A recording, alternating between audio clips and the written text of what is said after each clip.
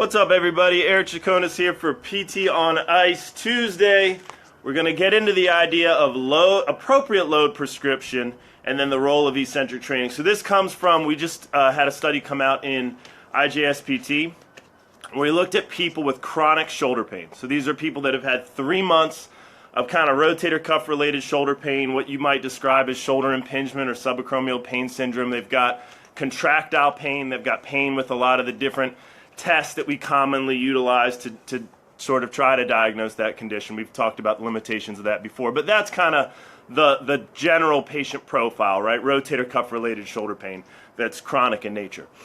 And so then we took them and essentially looked at an eccentric training protocol, a heavy load to the rotator cuff to see how they would respond and compare them to a group that just gets kind of a basic active movement program, really common just active range of motion exercises. So this idea comes from probably 20-25 years ago. The Alfredson group started looking at Achilles tendon pain and patella tendon pain, and they looked at, how do these patients respond to heavy load eccentric training? And that, over the years, we've kind of learned a lot about the limitations of that model. And the idea was, if you give them a load that they cannot handle, right, that is so heavy they can't concentrically move that weight, do it eccentrically. So it's an overload principle. Overload, high tension, maybe that causes tissue remodeling, maybe that desensitizes the tendon tissue, and hopefully helps them recover. So these are people that wouldn't otherwise respond to a normal exercise program, normal progression, maybe in an earlier stage of the condition. But in that chronic, kind of hasn't responded phase, you load them up heavy. And then maybe, I think it was probably 5 years ago, Peter Malliaris published a systematic review that really looked at the quality of those studies and realized in most of these studies we're comparing apples and oranges. We're not comparing a heavy load eccentric training program to a more traditional isotonic concentric loading program. We're essentially comparing heavy load eccentrics to either placebo or just some random exercise program or something else.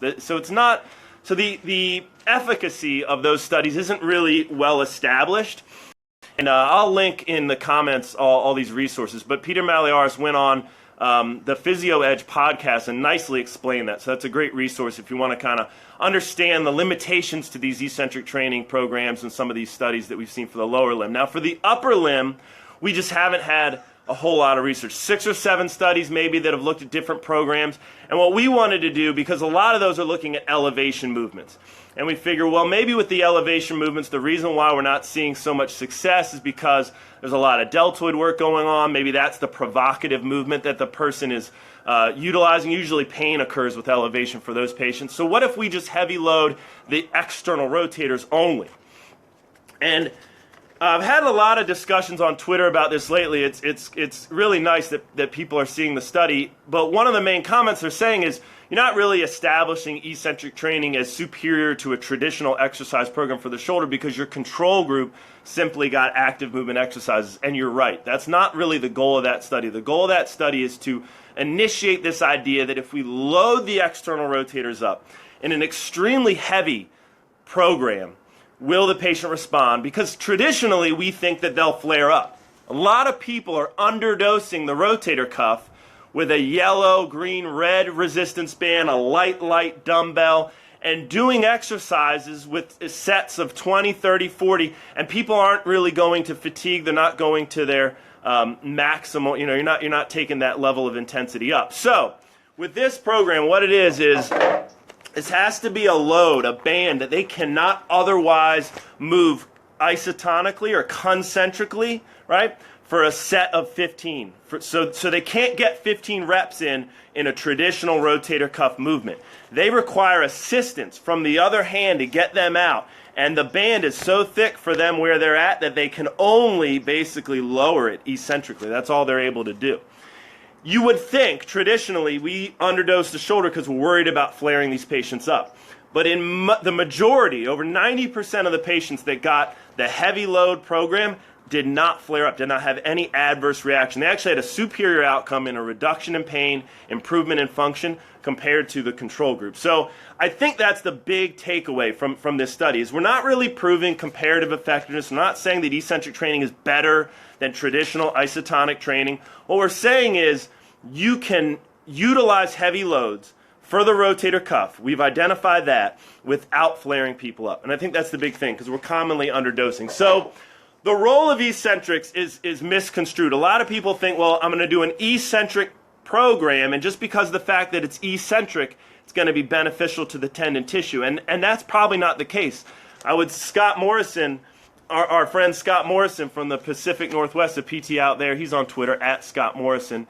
He, maybe 6 or 7 years ago, made a great point to me. He said, why would the tendon care if it's an eccentric movement or a concentric movement? All the tendon feels is load being transmitted from the muscle tissue to the bone, right? And that makes a lot of sense. So I thought the only real difference is with an eccentric program, you can load them up so heavy in a load that they otherwise wouldn't be able to manage, right?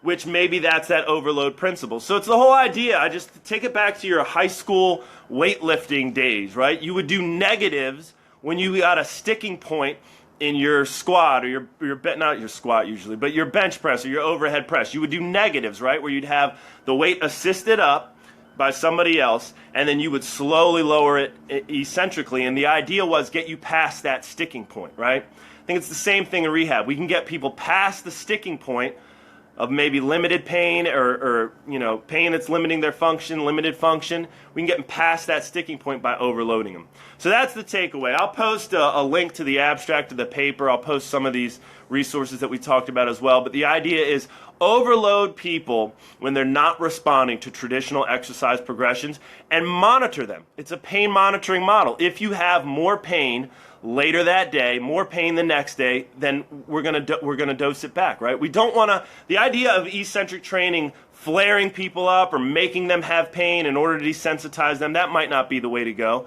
right? Because we're just going to kind of irritate that tissue. We don't want to do that, but we do want to overload them to get them past that sticking point. So thanks, everybody. Have a great day.